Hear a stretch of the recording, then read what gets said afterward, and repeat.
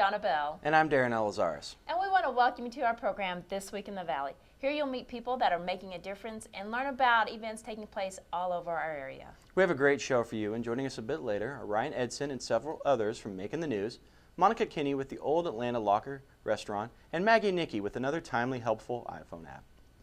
Graduation day is here or very near for many of our seniors across the area. Soon they will be putting on that cap and gown and making their way across the stage.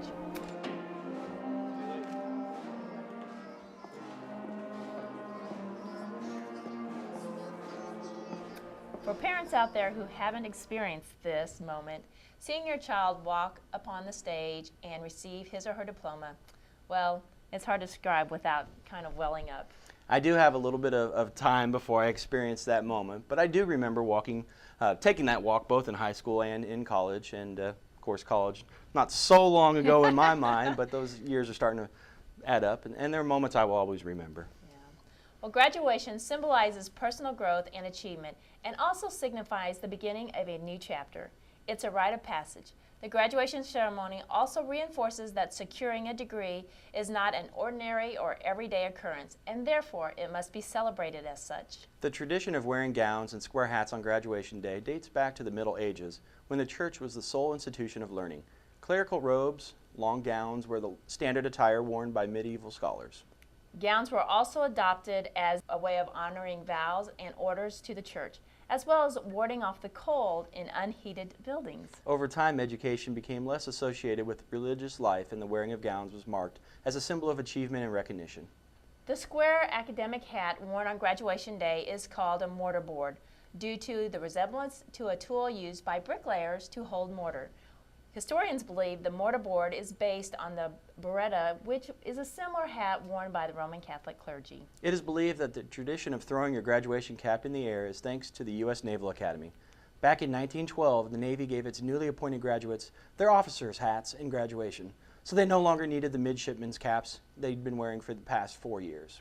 To show their gratitude, the new officers threw their old headgear up in the air. Other students heard about the practice and soon followed suit.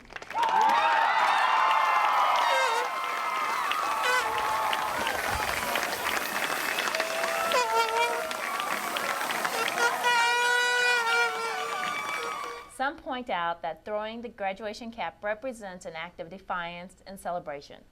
Either way, it makes for a great photo. It does.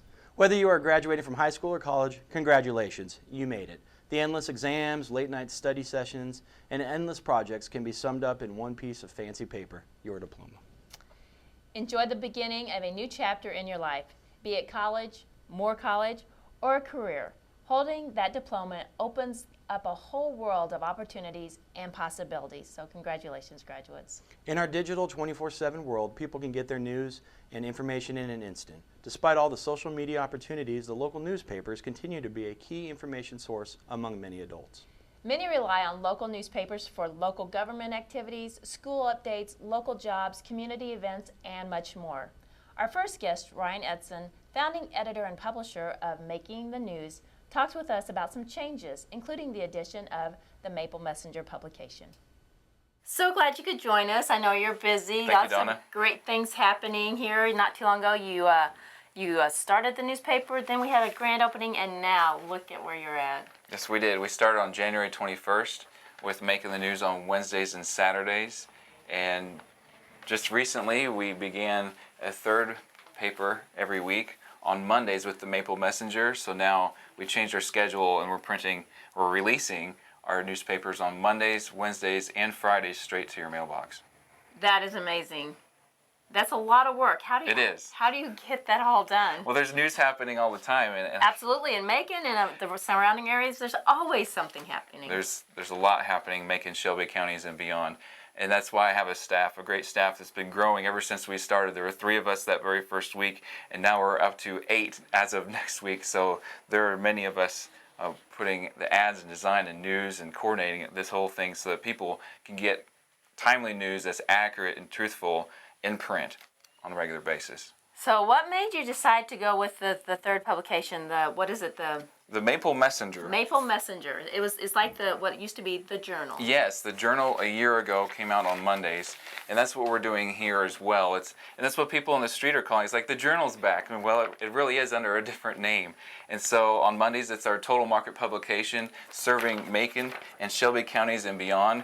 And there's some advertisers that want to reach every single household, and so we can do that easily for them now. Every Monday in your mailbox, as long as it's not a postal holiday, you'll get the paper on time.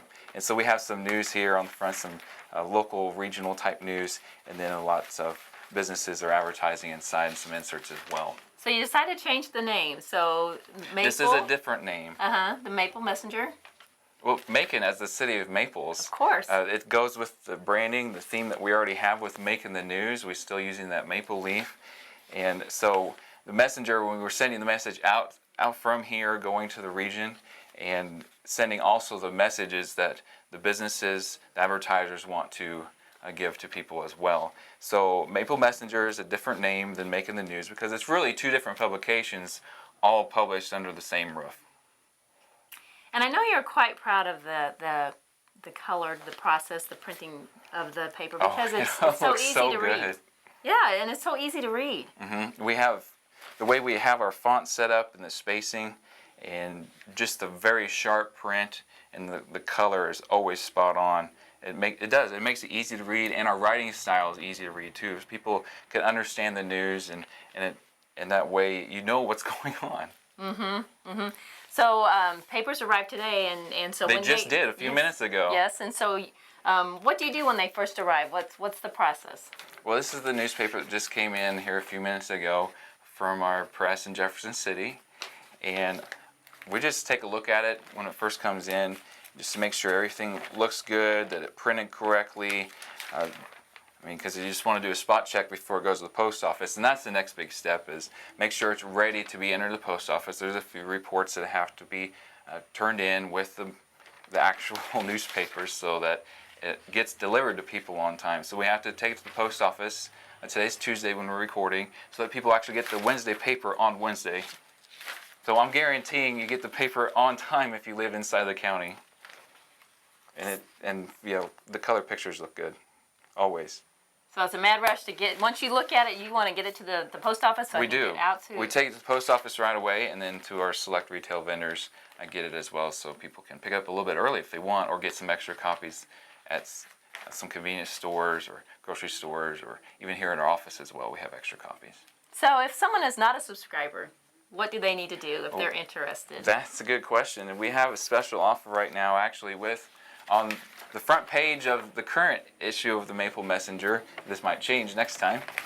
We have a special introductory offer. If you haven't subscribed yet to Macon the News, you can get that with this coupon here, and we'll give you 14 months for the price of 12. And so it's a really special offer here. That's a really good deal. If you live in county, it's $47 to get 14 months. So just clip out that coupon and mail it to us, and we'll get that taken care of.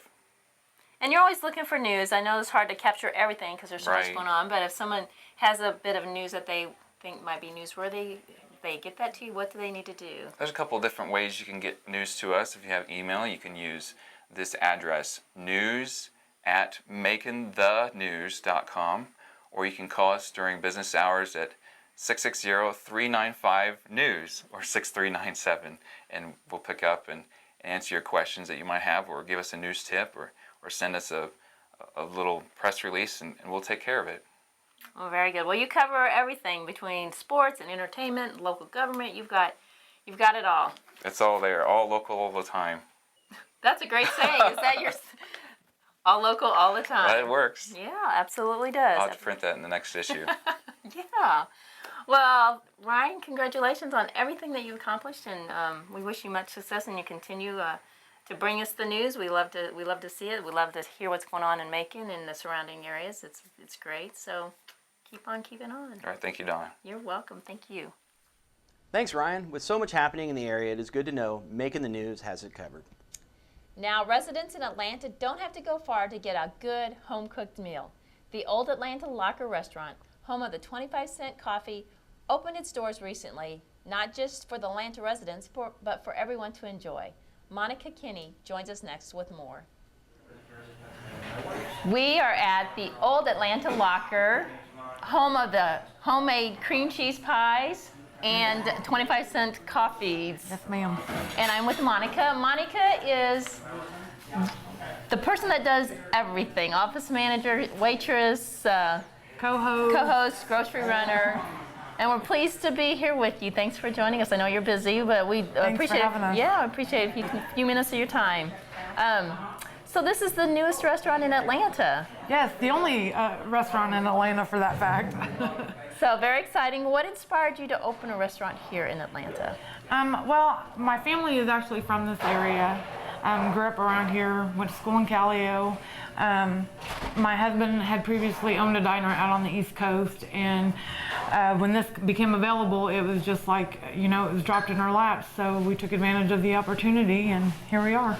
So it's a family-friendly restaurant right in the heart of Atlanta. Yes, ma'am. It's the building itself is owned by Roger Garrett, but it is ran and operated by my husband and myself, our children, and 2 other family members.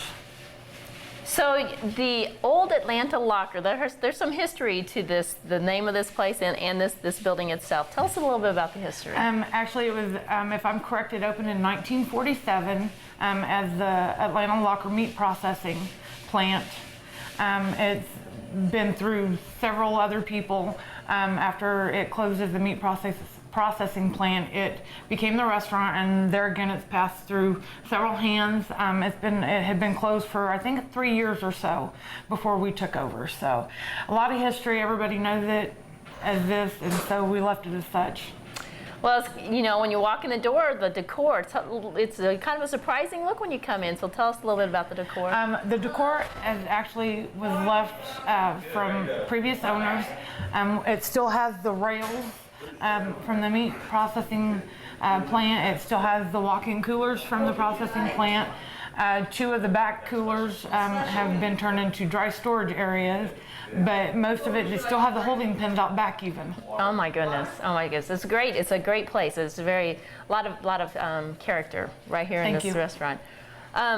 So let's talk about the food. It's got a great variety of menu items to choose from. Yes, we have appetizers ranging from, just plain nachos to jalapeno poppers to Nacho Supreme, which is a twist on on the regular nachos. We cover it with homemade chili and douse it in cheese sauce and sour cream and jalapenos. Up to, a variety of hamburgers, Philly cheesesteaks, Reuben sandwiches, catfish nuggets, ribeye steak. A little bit of something for everyone. A little bit of everything, yes.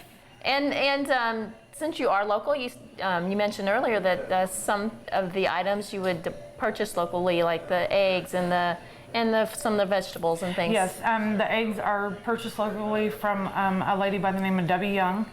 Now the vegetables and stuff, they're just starting to come into season, but those there we hope that we have local growers that we can purchase from. We'd like to try to buy as much locally as possible, to help support the community and just keep it within the community. Yeah, well, it's a great place. It's something local for the residents of Atlanta, but it's open for anybody. And exactly. And you serve lunch and breakfast, lunch, and supper? Yes. So tell us about your hours. Mondays we are closed, but Tuesdays, Wednesdays, and Thursdays we are open 7 to 7. Fridays we are open 7 to 9. Saturdays 7 to 9, and then we are open Sundays 11 to 3. Oh wow, that's great.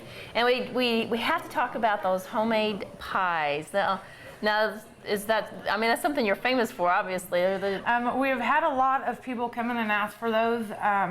We had started originally with, your normal diner pies, but we wanted something different, something that is not offered at any other restaurant here locally or even in Macon. So my husband came up with the cream pies. We have a variety of flavors. We have peanut butter and jelly, chocolate covered peanut butter, strawberry banana, chocolate covered strawberry, butterscotch, pistachio, and banana cream. And I did check, they sell them by the slice, but they also sell them by the pie, so you can come out with, bring something home. Definitely. Well, that sounds great. It sounds like you guys thought of everything here. It's a learning process. Some things we haven't quite got there yet, but we are getting there. It's a day-by-day process, and practice makes perfect. So you welcome everyone out to visit you. Come out and see them. Have a dinner, have breakfast, have supper. Exactly. Yeah. Come out just for dessert. Exactly. Well, Monica, thank you so much. We Thank you so appreciate much. you spending a little bit of time with us, and we wish you much success. Thank you very much. You're welcome. Thanks, Monica. Check them out on Facebook or stop by and eat at the Old Atlanta Locker Restaurant at 209 West Main Street in downtown Atlanta, just a short mile off of Highway 63. Yeah, of course we couldn't get out of there without lunch. We had a wonderful sandwich and definitely recommend the pie. We tried the homemade peanut butter, the strawberry banana pie, and the chocolate strawberry pie.